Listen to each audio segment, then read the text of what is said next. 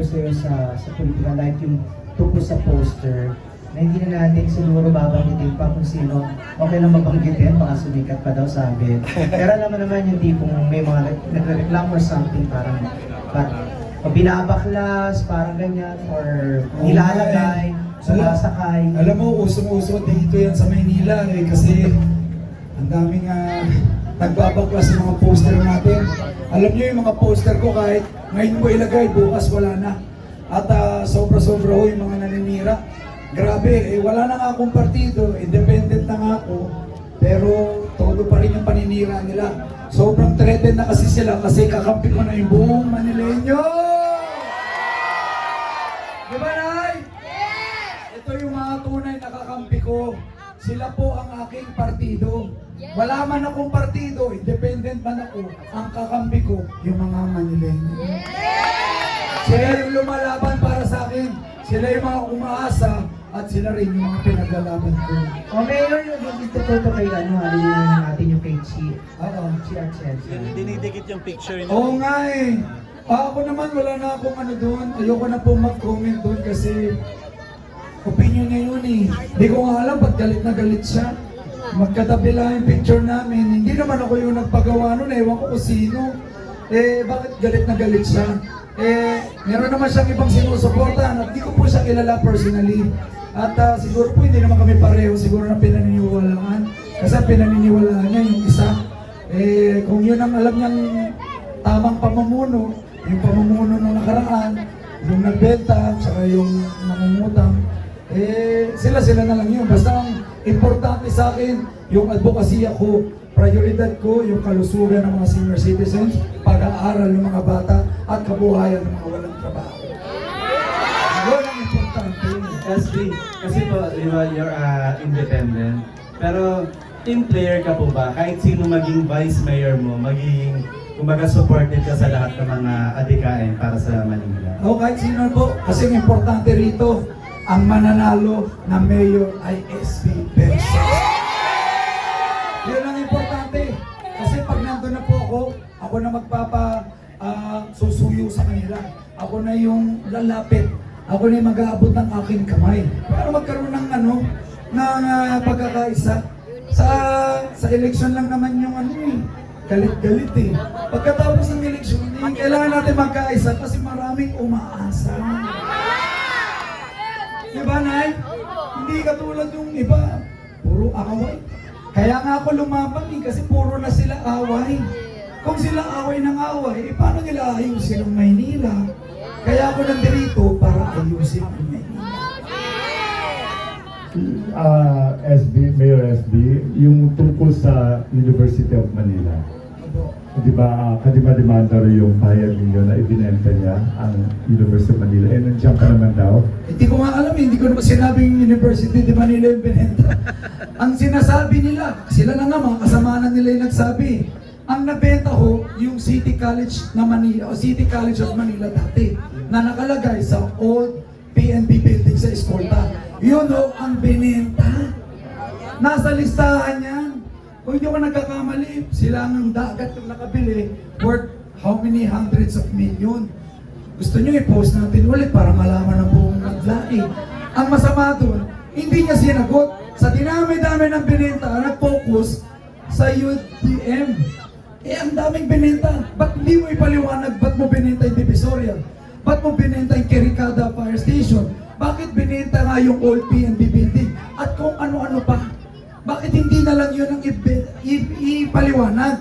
Bakit nilalayo yung issue? Huwag natin ilayo ang issue. Ang point, ba't ka ba nagbenta? At saan napunta yung pinagbentahan mo? Tama ba? Kasi ang sinasabi nila, nilalayo yung issue eh. Sinasabi, hindi ko naman binenta yung UDN. Hindi naman yun ang tinatanong natin eh. Ang tinatanong natin, Divisoria. Nasaan ang pera sa may Divisoria? Napakinabangan niyo ba?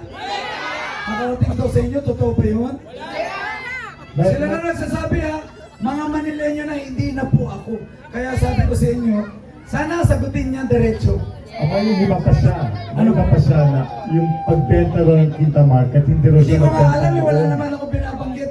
Ang sinasabi ko, nabenta na yung Quinta Market dati. Ang point ko, bakit hahayaan ibenta ang mga properties ng Maynila. Ang nawawalan ho, mga Manileño, wala kayong karapatang magbenta ng hindi sa inyo. Tama ba? Property yan ng Manileño. Tanong ko, kinonsulta ba kayo sa pagbebenta nila? Ba't sila nagbebenta na hindi sa kanila? Yun lang naman yung point ko. Tsaka kung nagbenta man, eh, sana naman, hinatihan kayong lahat. Sana naman, yumaman na rin tayo. SB, isa rin sa bati ko sa'yo. Tumatakbo daw mayor pero ng Manila pero hindi ka daw taga Manila. Pwede mo sagutin yung ano na yan, issue na yan. Hindi ko nga maintindihan kasi buong buhay ko nasa internet na picture na yung bahay namin sa Sampaloc. Hanggang ngayon nandun pa rin. Baka tinutukoy nila dahil nakabili na ako ng maraming properties sa iba't ibang lugar. Diba? Eh ganun din sila. Saan pa nakatira yun, Nay? Ngayon, nasa Alabang na. Oo. Mga taga Maynila na nga nakakaalam eh. Hindi ko na nga kailangan sabihin. Nay, tay, ganito yan. Simple lang. Kung umasenso ka, nakabili ka ng properties sa Quezon City, sa Makati, may property rin ako sa ibang bansa. Ibig sabihin pa nun, hindi na ako taga Maynila. Ang importante, nandito ko nagbabalik para sagipin at tulungan yung mga kababayan ko. Ha? Tama! Anyway, ganito po yan. Palakas po tayo ng palakas. Kaya patindi ng patindi ang paninira ng kalaban natin. Kung hindi naman tayo malakas, hindi naman tayo papansinin, puro na lang sila paninira, hindi na lang sila tumulong. Ang dami nilang paninira, pati yung pagbibigay ko ng kabuhayan. Puro na lang daw ako bigay ng kabuhayan. Sabi ko, anong masama doon? Ano? Hindi nila nagawa. Kasi hindi nila nagawa. Sila rin nagsasabi, walang mayor na nagbigay ng kabuhayan sa Maynila. Kaya kung hindi pa ako nagiging mayor, libo-libo na ako yung natulungan ko. Kaya Nay, tay, sabi ko, maging matalino na ho ang mga kababayan natin. Nandito ho kami ha. Nandito kami sa May Malate. Naririnig nyo ang boses ng mga Manileño. Wala na akong, hindi ko nga sila kilala. Sila yung nagsasalita para sa akin. Sana ho, magising na ho yung mga taga Maynila. Binigay ko na po lahat para sa inyo. Sarili ko, kapalaran ko. Hindi ko alam ano pang gusto ninyo. Sana ho, pagbigyan nyo ako para maranasan nyo ang tunay na pagbabago. Masubukan nyo na yung iba. Alam nyo na yung nangyari. Ganun rin ang gagawin nila. Ano ang sigaw ng mga Manileño? Bago naman! Bago naman! Bago naman! Hindi ko po sila kilala. Kayo lahat ang witness, mga taga-media. Yan ang sigaw, bawat lapag ko sa iba't ibang lugar. Kaya Maynila, malapit na ho ang pagbabago. Isang linggo na lang, may bago lang kayo sa Maynila. Nasa ulang parte kayo ng kampanya, ano nagbago sa'yo mula nung simula ka nagpapakilala mo pala dito? Ngayon. Ano daw nagbago sa akin? Simula nung dati tsaka ngayon. Mas lumogi na. Ito, para mas seryoso. Mas seryoso. Mas lumalim yung dahilan ko. Mas lumalim yung pagmamahal ko. Dahil napakadami umaasa sa akin mga kababayan ko. Hindi ko na to laban. Laban to ng bawat Manileño.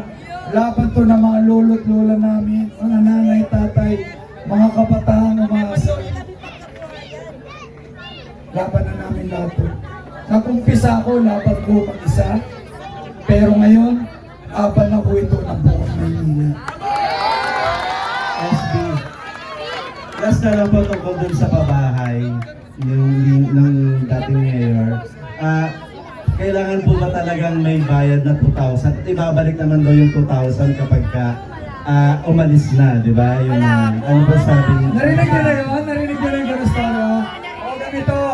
Nakabayad, pinapalayas nila. Ano, ito na. Pag hindi nakabayad, pinapalayas din naman nila.